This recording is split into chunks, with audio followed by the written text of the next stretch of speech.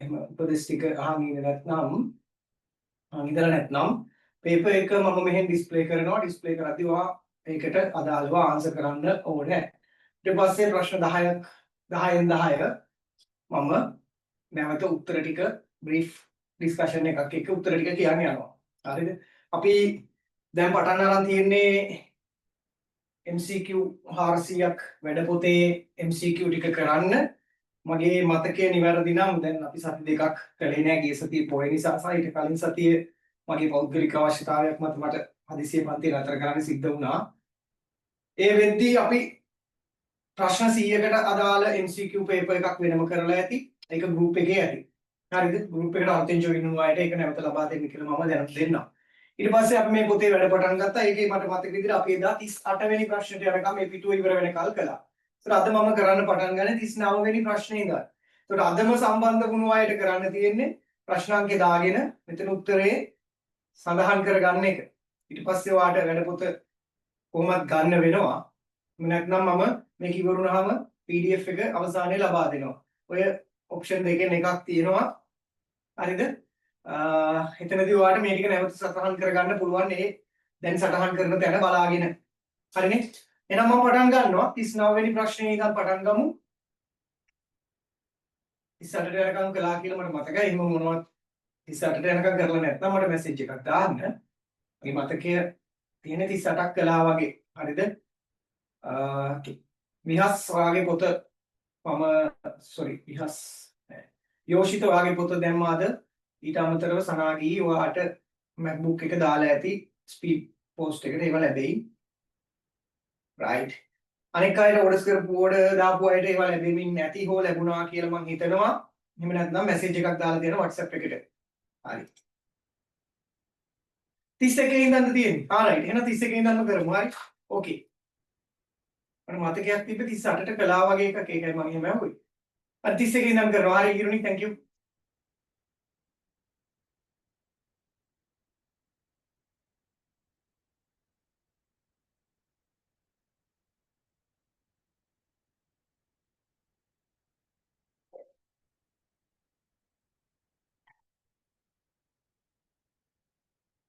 හරියට මිනිත්තු 10ක් හම්බ වෙනවා 31 ඉඳන් ඉස්සරහට කරන්න යන්න. මේ ගාන පේන එකක් නෑ නේද? සමහර ෆෝන් වලින් ඉන්න නිසා මට එක සැරේ ප්‍රශ්න 5ක් විතර තමයි ඩිස්ප්ලේ කරන්න පුළුවන්කම තියෙන්නේ. ඊට වඩා පොඩි කළොත් ඔයාලට පේන එකක් නැති නිසා. හරි පටන් ගන්න.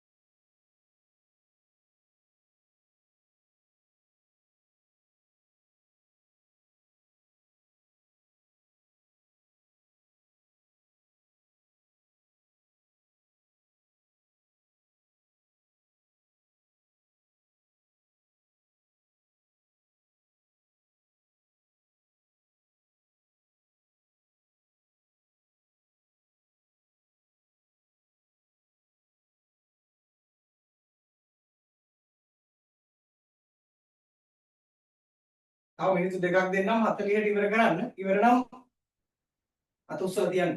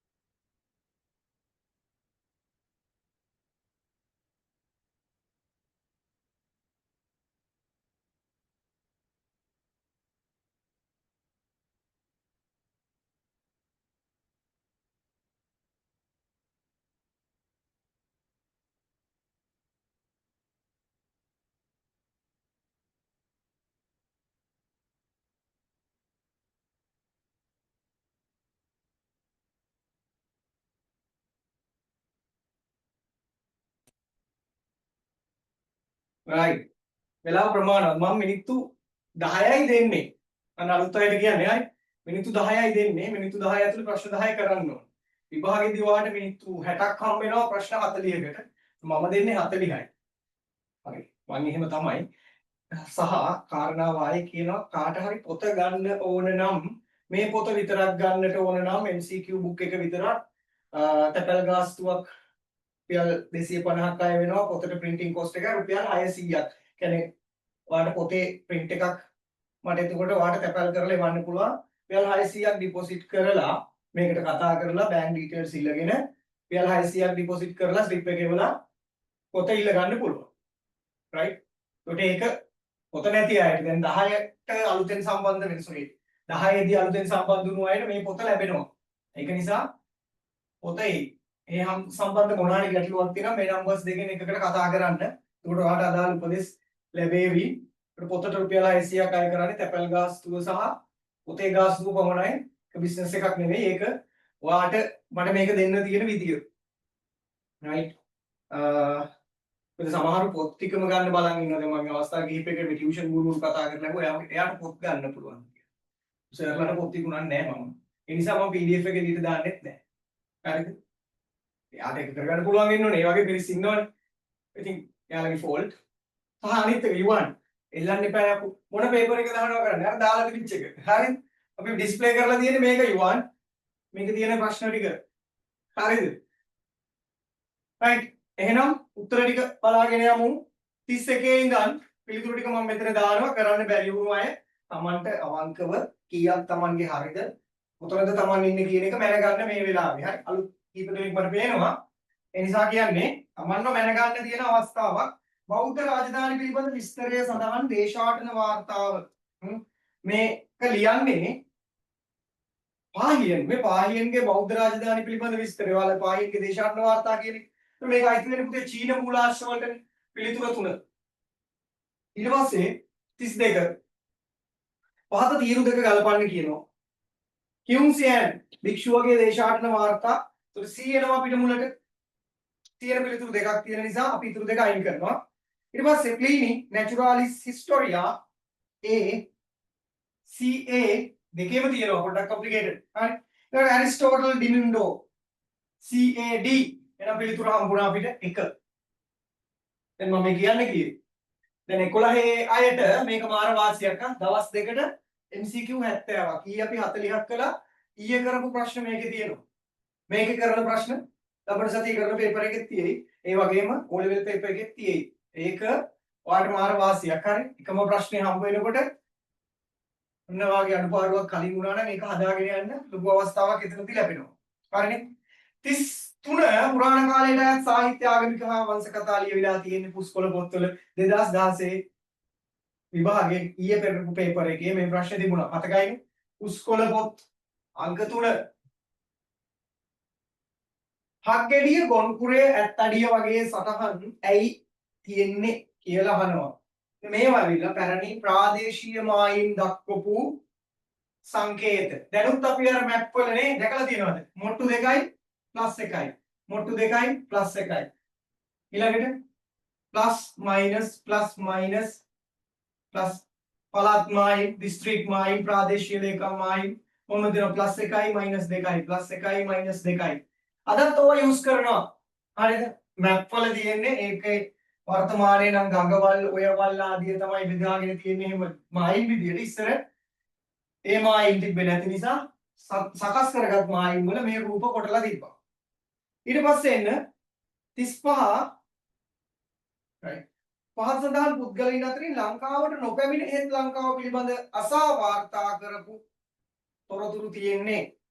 ඇරිස්ටෝටල් ලංකාවට ඇවිල්ලා නැහැ. ප්ලිනි ලංකාවට ඇවිල්ලා නැහැ. හියුම් සියන් ලංකාවට ඇවිල්ලා නැහැ. ACF තියෙන උත්තරේ අවසානයේ වර්ණය 4 හරිද?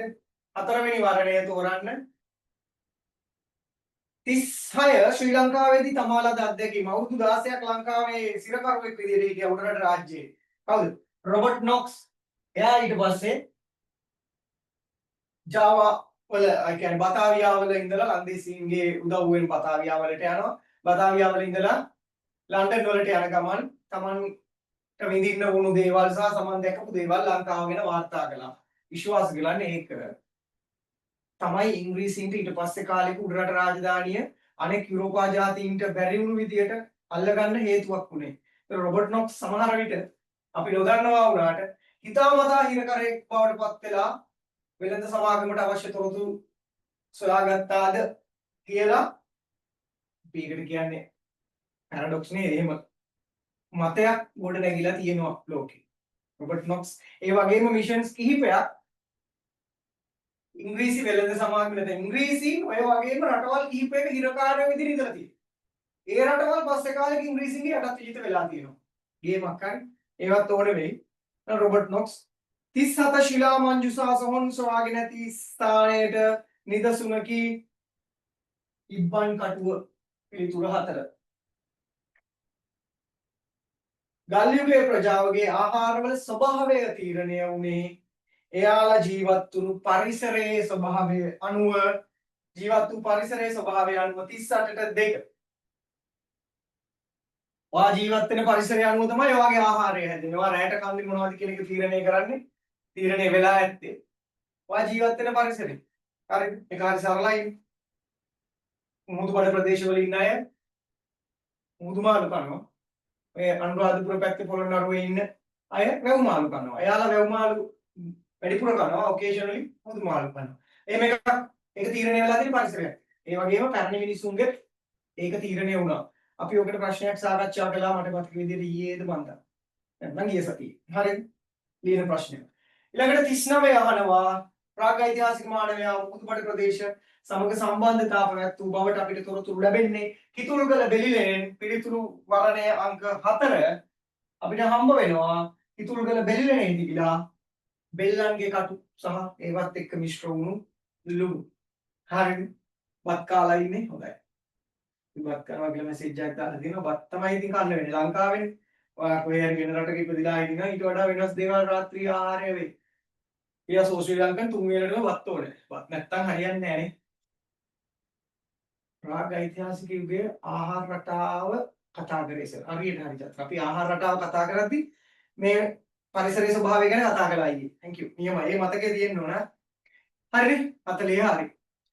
අපි යනවා 41 ඉඳන් 50ට.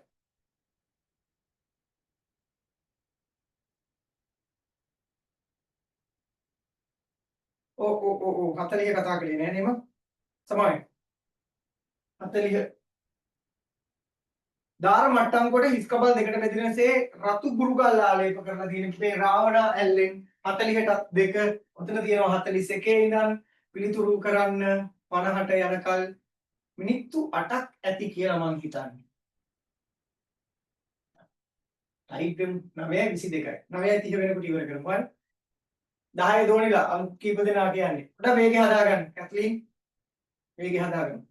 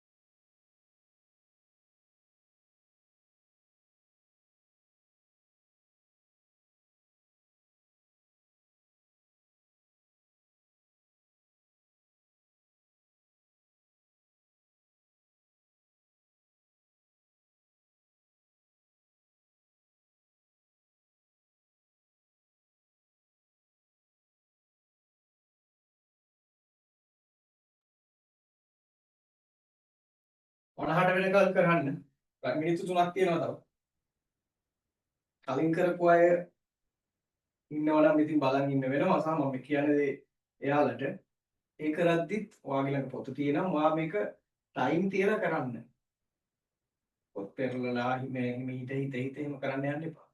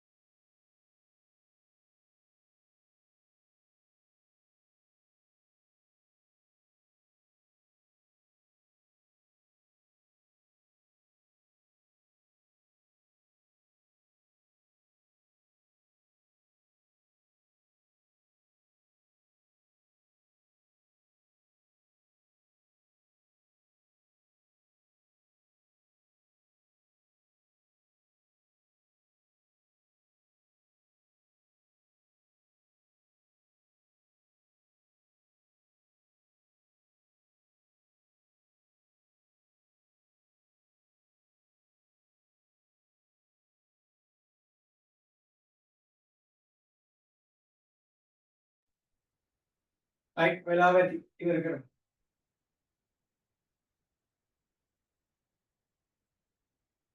සාධාරණ වැඩක් වගේ පේන්න පුළුවන්. ආයෙ කියනවා මේ වෙලාව දීලා ඒකට හුරු කරන එක. ඒ හුරු වුණොත් කීමක් නැහැ.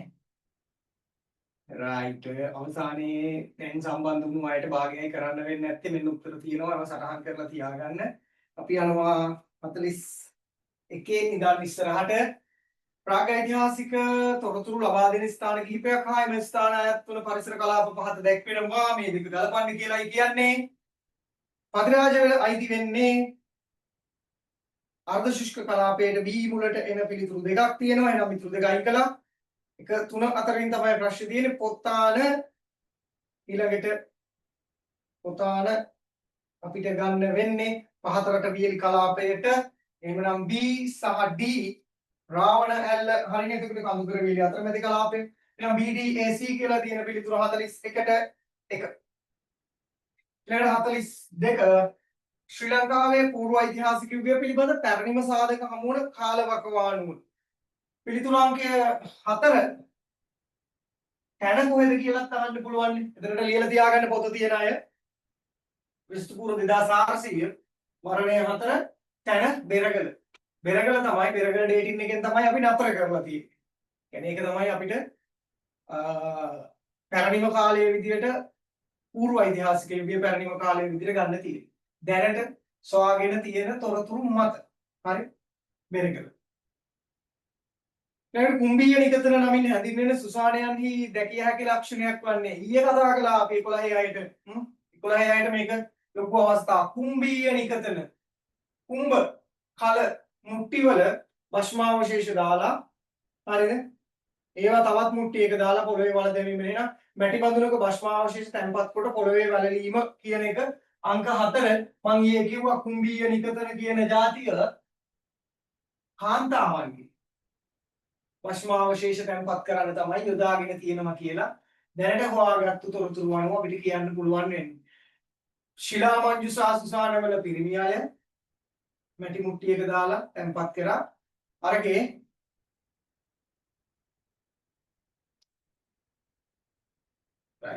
පැහැදිලිනේ? කුම්බීය නිකතන. ඔය කතාව ඊයේ කිව්වා ඊයේ රෙකෝඩින් එකත් බලන්න. ඒක දැන් දානවා මම. හරි.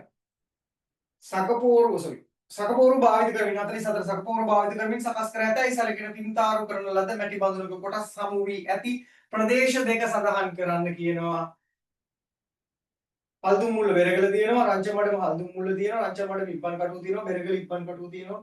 ප්‍රශ්නයක් තියෙනවා සුදු පුතේ. අංකය 3 උඩ රංචමඩම කියලා හදාගන්න. උඩ රංචමඩම. right? රංචාමඩමෙනුත් ලැබිලා තියෙනවා නේ. it's okay. රංචාමඩම හල්දුම් මුල්ලත් ගන්න පුළුවන්. අපි ස්පෙસિෆික් කරන් කතා කරලා තියෙන උඩ රංචාමඩම කියන තැන. හරිද? වගේ පොතේ උගන්ලා තියෙන එක. ඒක නිසා තුනට උඩ රංචාමඩම කියන එක හදාගන්න. හල්දුම් මුල්ලෙනුත් හම්බෙලා තියෙනවා. ඔය කියන විදිහේ පින්තාරු කරපු මැටි බඳුන් මේකත් එක්ක තමයි අපි කියන්නේ සකපෝරුව ඒගොල්ලෝ පාවිච්චි කරලා තියෙනවා කියලා. එහෙම නැතුව අපිට සකපෝරුවේ කොටස් හම්බෙලා නෙවෙයි. සමමිතික මැටි වාදනය හැදෙනකොට අපි දන්නවා හදලා තියෙන සකපෝරුවෙන් කියන එක. හරි. එහෙනම් එන්න 45ට මුල් ඓතිහාසික ජනාවාස පිළිබඳ තොරතුරු ලබා දෙන ප්‍රධානම සාධකයේ ගම් වැව් වල ව්‍යාප්තිය පිළිතුරු වර්ණය 4 අවස්ථා ගානක විභාගයට අහලා තියෙනවා ඕ ලෙවල් විභාගෙට මේ ප්‍රශ්නේ. එක්කෝ MCQ එකක් විදිහට එහෙම නැත්නම් කෙටි උත්තර ලියන ප්‍රශ්නයක් විදිහට. ගම් වැව් වල ව්‍යාප්තිය. මුල් ඓතිහාසික ජනාවාස වියලි කලාපය තුල ව්‍යාප්තියට හේතු ප්‍රධානම සාධකයේ පුතේ පස්සේ සාරවත් බව වියලි කලාපයේ පස සරුයි. ඒ නිසා වැඩි ජනගහනයකට අවශ්‍ය ආහාර නිපදවීම කියන කාරණය මත කඳුකර ප්‍රදේශවලින් මිනිස්සු වියලි කලාපයට ඇවිත් තියෙනවා. ඒක හරි ලස්සනට ඔයාලට ලංකා සිතියමුක මේ ජනාවාස ව්‍යාප්තිය බැලුවොත් හොයාගන්න පුළුවන්. හරිද? ජනාවාස ව්‍යාප්තිය බැලුවොත් ලංකා සිතියමුක හොයාගන්න පුළුවන්. මෙහෙම මෙන්න මේ කඳුකර ප්‍රදේශවලදී ගොවිතැන් කරපු මිනිස්සු එනේ රංචාමඩමේ හල්දුම් මුල්ල බෙරගල හිටපු මිනිස්සු මේ පල්ලමට ඇවිල්ලා තියෙනවා. ඒ තමයි ඔය අපි කියන රෝහණය හැදෙන්නේ. ක්‍රිස්තු පූර්ව 450 ඉදි වගේ රෝහණය හැදෙන්නේ. මේ ප්‍රදේශවල මිනිස්සු මේ පැත්තට ගියා. ඒකත් එක්ක තමයි රජරට හැදෙන්නේ. හරිද? ඒක ලස්සනට මයිග්‍රේෂන් එක වෙලා තියෙනවා.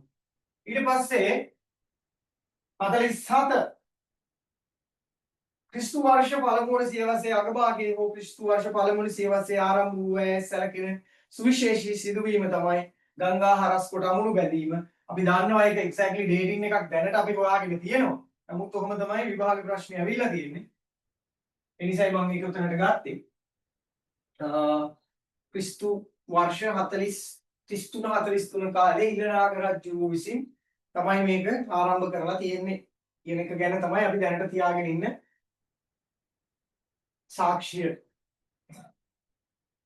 48 ශ්‍රී ලංකාවේ ප්‍රාග් ඓතිහාසික යුගයේ වශයෙන් සැලකෙන ගල් යුගය අඛණ්ඩව පැවතියේ right ක්‍රිස්තු පූර්ව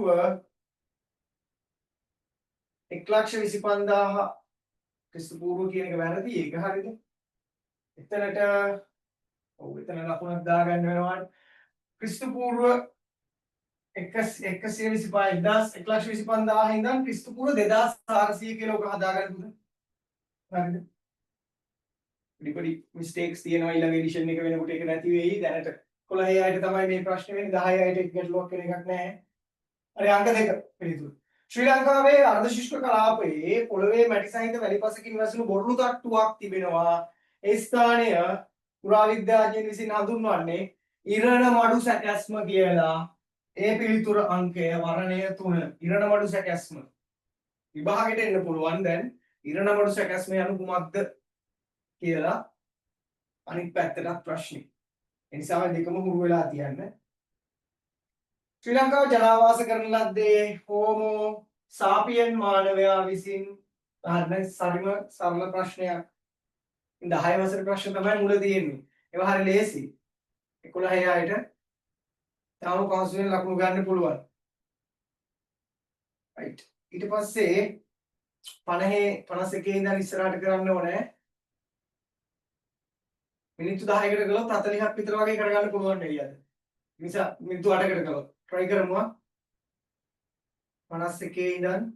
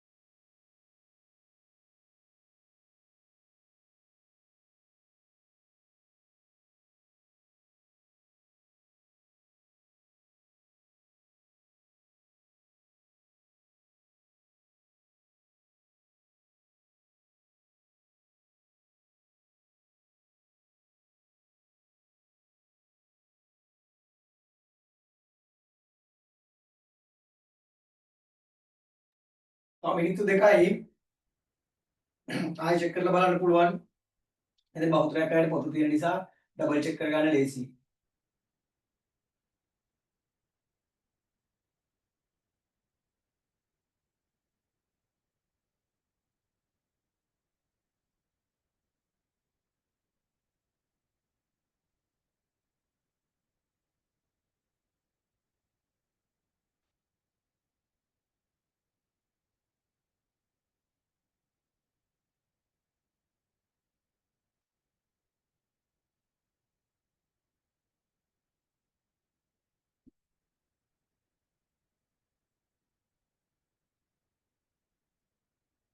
යට පහටම කරමුනේ 35ක් වෙන්න.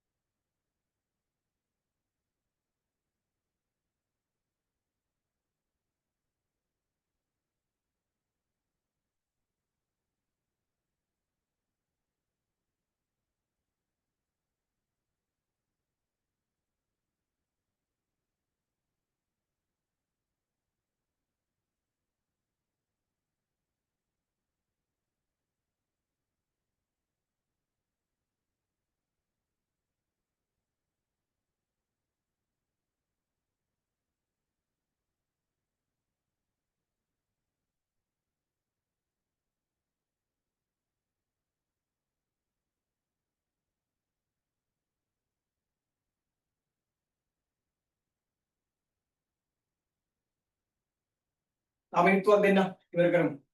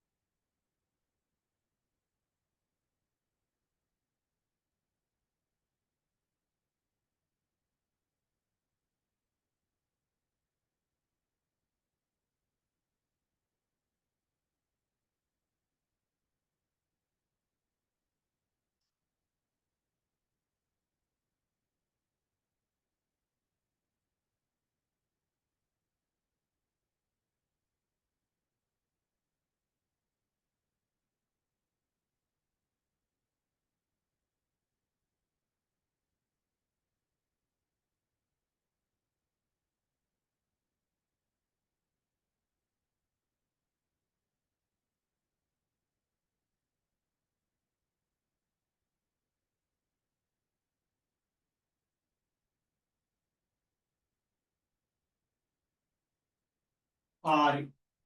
ප්‍රමාණවත් ඇති කියලා හිතනවා වෙලා.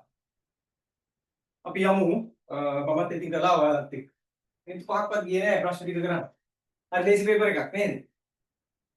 51 right 51ට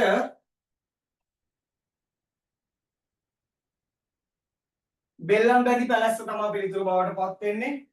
හරිද? තෙත් කලාපී එලිමහන් වාසස්ථානයක් මරණය තියෙන්නේ 4. ඊළඟට 52 අහනවා අවරණ කියලා ගණේකන්ද සෙල්ලිපියේ සහ ගල්ලෙන සෙල්ලිපියේ සඳහන් වෙනවා. අවරණ කියන එකෙන් අදහස් කරන්නේ අමුණ කියන එක. ඇනිකට් කියන එක හරිද? මේ අමුණ කියන පදේ පටල ගන්න එපා. අමුණ කියන්නේ ඇනිකට් කියන එකටත් කියනවා. ඊළඟට අමුණ මොකටද ගත්තේ? පෑල කරිස අමුණ අවකාශය මනින්නත් මේක අපි කතා කරලා තියෙනවා. ඊළඟට 53 කොටස් දෙක ගලපන්න කියනවා. කසිකාරගාම කියන්නේ ගොවියන් විසූ ගම්, මණිකාරගාම කියන්නේ මැණික් ගැරුව හෝ මැණික් කැපුව අය ජීවත් වුණු ගම්, කේවට්ට කියන්නේ දීවර ගම්, කුඹකාර කියන්නේ වලන් සාදන්නන් එහෙම නැත්නම් කුඹල් කරුවන් විසූ ගම්. පිළිතුරු බවට පත් වෙන්නේ පිළිතුරු වර්ණය 1 C D A E. අතීතයේ වෙළඳ ගම් හැදින්නුවේ නියම් ගම් කියලා. නියංගම් එහෙම නැත්නම් නිගම කියන පදේ පාවිච්චි කරලා තියෙනවා. නියංගම. හරි. නියංගම් කියලා හල්ම යන්න තියෙන්නේ. ඒ නිසා නියංගේ නෙවෙයි. ප්‍රාග්ඓතිහාසික මානවයන් ජීවත් වූ අත්තනගොඩ අලුලෙන අයත් වෙන්නේ පහතරට අතරමැදි වියලි කලාපයට. දියවින්න අත්තනගොඩ අලුලෙන කියන ඒවා අයිති උනේ අතරමැදි වියලි කලාපයට. හැබැයි පහතරට. හරි. වර්ණය 2. 56 1,25,000ක් පැරණි ගල්යුගයේ සාක්ෂි හමුවන දකුණු පළාතට අයිති තැනක් අහන්න. එතකොට පත්තිරාජ වෙල තමයි ඉතින් මේ අහන්නේ 1,25,000 ඩේටින් එකයි තියෙන්නේ. කොහොම ඇහුවත් ඒක පත්තිරාජ වෙල තමයි. right. ඊට පස්සේ 54 සර් දෙක නේද? මම නියම්ගම් කියලානේ කිව්වේ. මම මෙතන දාලා තියෙන එක කියලා. හරි සමායි. උත්තරේ හරි උත්තරේ නියම්ගම් වර්ණේ පොඩ්ඩක් පැටලුණා මට. අංක 2. හරි. ඕකේ පුතේ නියම. ඊට පස්සේ ගල්යුගයේ තාක්ෂණය පිළිබඳ විස්තරාත්මක දැනුමක් ලබා ගැනීමට ඉවහල් වන්නේ ජාමිතික ශුද්‍ර ශිලා මෙවලම් කියන එක වර්ණය 3 58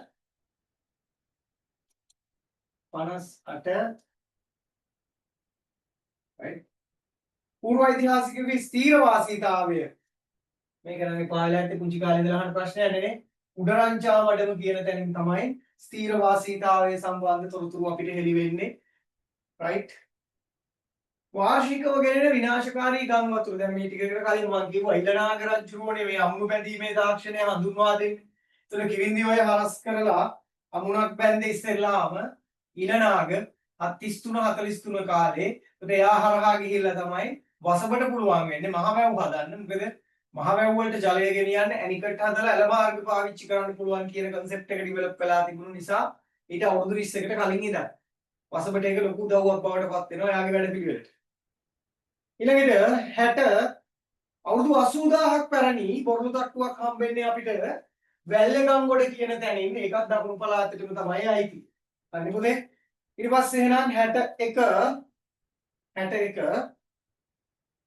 වත් වෙලාව තියෙනවානේ. ප්‍රාග්ඓතිහාසික මානවයා පිෂ්ඨය ලබා ගැනීමට පාවිච්චි කරලා තියෙන වල් දෙල් ඇට. වල් දෙල් ඔය ගාල්ල මාතරායි මේකට කියන්නේ බැදි දෙල් කියලා. එහෙම ඉන්නව නේද ගාල්ල පැත්තේ මාතරායි. බැදි දෙල් කියලා ඔය ඔයාලා ගන්නේ ටකරන් වගේ කොලයක් තියෙන. අන්න ඒව තමයි මේ කියන්නේ. එහෙමනම් පිළිතුරු වර්ණය වෙන්නේ පුතේ අංක 4 61ට 62 මුල් ඓතිහාසික යුගයේ පැවති ජනාවාස. මේක ගොඩක් අයට මිස් වෙන තැනක්. right. මුල් ඓතිහාසික යුගයේ ජනාවාස ගැන බිම් සැලැස්මවල් දෙකක් අපි හොයාගෙන තියෙනවා. ඔයාගේ අච්චු පොතේ තියෙනවා. හරිද? එකක් අනුරාධපුරයේ ඇතුල් නුවර, අනෙක තිස්සමහාරාමයේ වලගම්පත්තුව. පිළිතුරු වර්ණය 2 අනුරාධපුරයේ ඇතුල් නුවර, පොතේ පින්තූරයක් තියෙනවා ෆොටෝ එකක්. ඊළඟට තිස්ස මහරාමේ වලගම්පත්තුව. 63 වෙල්ලම්පැදි පැලැස්ස බණ්ඩාරවැල හෝටන් තැන්න. මේවා විශේෂ වෙන්නේ එලිමහන් දඩයම් ස්ථාන නිසා. එතන මේකේ තියෙන පිළිතුර ප්‍රාග්ඓතිහාසික මානවයා ජීවත් වූ එලිමහන් වාසස්ථාන කියන එක වර්ණය 3. 64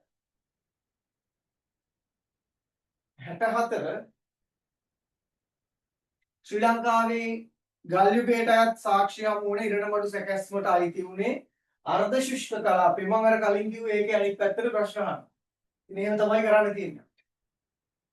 right 65 යකඩ භාවිත කළ බවට මුල්වරට පැහැදිලි සාක්ෂි හමුවන්නේ පූර්ව ඓතිහාසික යුගයෙන්. පිළිතුරු වර්ණය 2 තැන බෙරගල සුසානය. හරිනේ 65ක් කරලා තියෙන්නේ.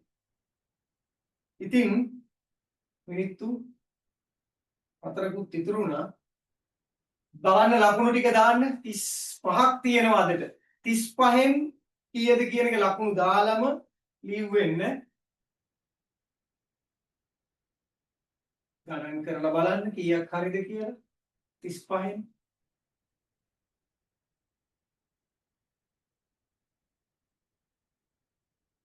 ඩයි 3ක් හම්බුණා. 33ක් තියෙනවා යසාර. මම ඔයාගේ MCQ ටික බැලුවේ නැත්තේ මේක අපි කරන නිසා. ඒකට මට පැහැදිලිනේ ඒක අපිට අපහසු විදිහට බලන්නත් ඒ නිසා හරි. යසාර හොඳට ලියනවා. ඔයා ඒක කරගෙන යන දිගට නියමෙටම ලියලා තියෙනවා. ඒ වගේ ඉතින් අනිත් අය දානවා නම් මට බලන්න පුළුවන්. ඩයි 33 තමයි අපිට හම්බුනේ. දැනට වැඩිම 29 තියෙනවා 27 තියෙනවා 30 ඩයි හැමෝම ලකුණු කීයද කියන එක දාලම ලියුවෙන්න. ඉතින් ඒක එච්චර අමාරු වැඩක් නෙවෙයි. විලනි හොඳයි. සනාගි නේද? සනාගි හොඳයි. මම ඊයේ වෙනකන් හිතන්නේ සෙනාජි කියලා. තුල්ලිය නරටුම නෑ. සෙනාජි එහෙම දෙක කියන්නේ. හරි. එහෙනම් මම වැරදිට නම ලියලා ඉවරයක් තියෙන සනාගි කියලා තමයි එව්වේ. හසිනියක්ක තමයි ඔය කරන්නේ. 29 තියෙනවා 33 තමයි තාම වැඩිම හම්බුනේ. මම කරමු.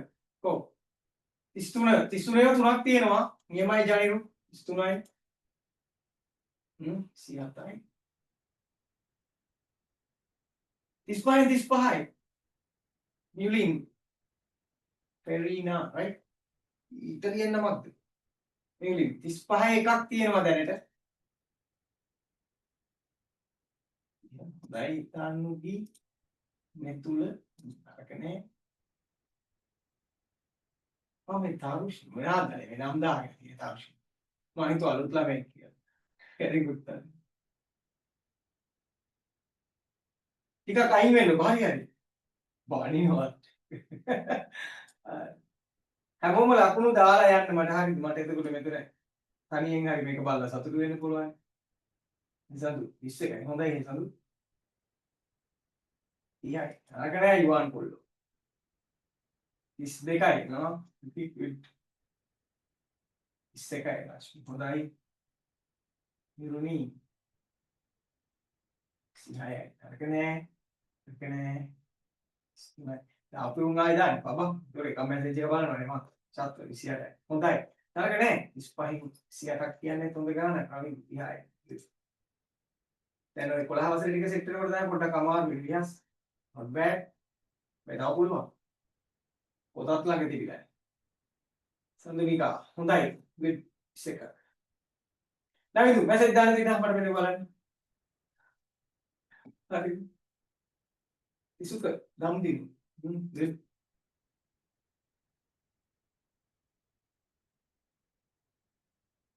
එනාකි ඔයා හිතන්නේ කීයක් විතර වගේ කියලා. You can guess. හරි හැමෝගෙම ඇත්තටම ලකුණු හොඳයි. තව ලකුණු දාපු නැති කවුරු ඉන්න කැප්ලින් හොඳට වැඩ ටික කරගෙන ගිහිල්ලා තියෙනවා. ඉස්සරහට කරන්න ඕන තරුෂි දැන් දවස් ගාණක් තිස්සේ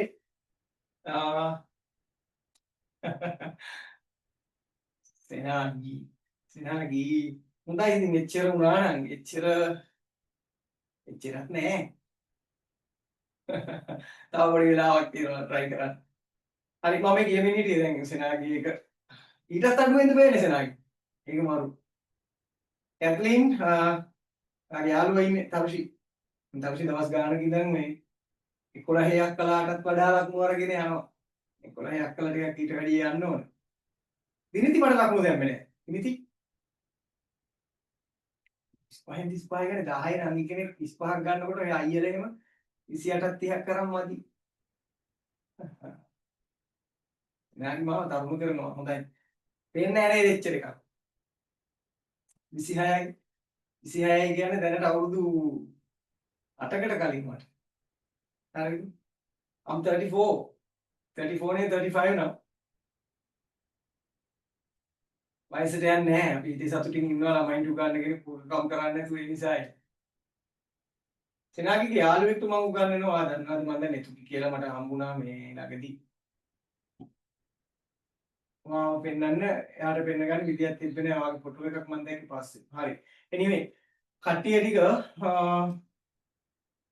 වැඩේ කරන් යන්න. right. චල පෙන්නේ නැහැ කියන්නේ මාර සතුටුයි. right. බය නැතුව ඉන්න පුළුවන්. right. ගොඩක් හොඳයි. හරි. දැන් මේ පොත තියෙන අය ආයෙ කියනවා මේ ඉතුරු වෙලා ඉන්න කීප දෙනාට කියන්නේ. පොත නැත්නම් ළඟ තරුෂි පොත මම ඔයාලට එව්වහම ගමු. හරි තරුෂි. තරුෂිට උත්තර දෙන්න වෙනවා. අය 11ක් කළා අයියලාට කියන්නේ. පොත තියෙන අය කලින් තියලා වැඩේ කරා. එහෙම ඔයාලා හිතනවා නම් පොත කැත වෙයි කියලා කැන්සලෙන් කරන්න. Netuki Disansa. Oh, Netuki Disansa again, she's like tall and කඩන size. යාවිලා බ්‍රියානා ටාත් වගේ. හරිද? මම ඒ අයියලා දෙන්නටත් ඉගැන්නුවා. මං හිතන්නේ මේ සෙනාගේ කියන කෙනා තමයි. right යන්න පුළුවන් දිලිති. නියමයි. මම නිකන් උපුදුපිටියක් කතා කරලා ඉතින් ඔයාලා කතා කරන්නේ නැති නිසා. වැඩ ටික කරන් යමු. සහ එකක් 10 පන්තිය ලබන සතියේ සඳුදා සහ බදාදා පැය 3ක් කරනවා. ඔන්න ඕන අයට ඒක දෙන්න පුළුවන් 10 11 අයියලාට කිව්වේ. එහෙනම් හැමෝටම good night. මොනවා හරි වෙන ප්‍රශ්න තියෙනවා අහන්න. හරි good night. එහෙනම් අපි හමු ලබන සතියේ.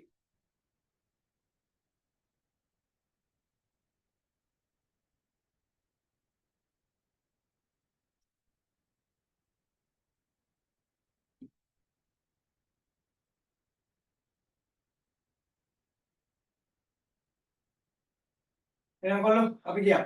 නවිදු පාරම් කරා හරි. මෙන්න මට අතට දීලා අන්තිමට නැති වුණොත් විභාගෙට ලකුණු මම බලා ගන්නවා.